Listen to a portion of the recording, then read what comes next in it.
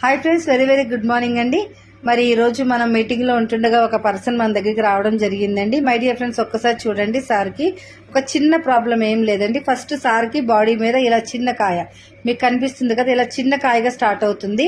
మరి అదలా స్టార్ట్ అయ్యి ఇలా కొవ్వు గడ్డలుగా ఇగో చూడండి, ఇగో ఇక్కడ జస్ట్ ఇదంతా కూడా మీరు చూసుకుంటే ఇదంతా కొవ్వు గడ్డలుగా మరి ఎస్ సార్ ఇలా ఉండండి సార్, ఇగోండి చూడండి లేడీస్ ఇలాగా.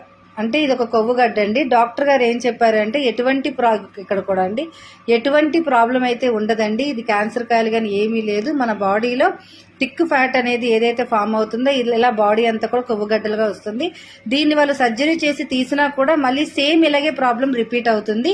అయితే ఇది వంశపారపర్యంగా కూడా వాళ్ళ తాతలకి, వాళ్ళ ఫాదర్కి, అలాగే వాళ్ళ పిల్లలకు కూడా ఇప్పుడు స్టార్ట్ అయ్యిందండి.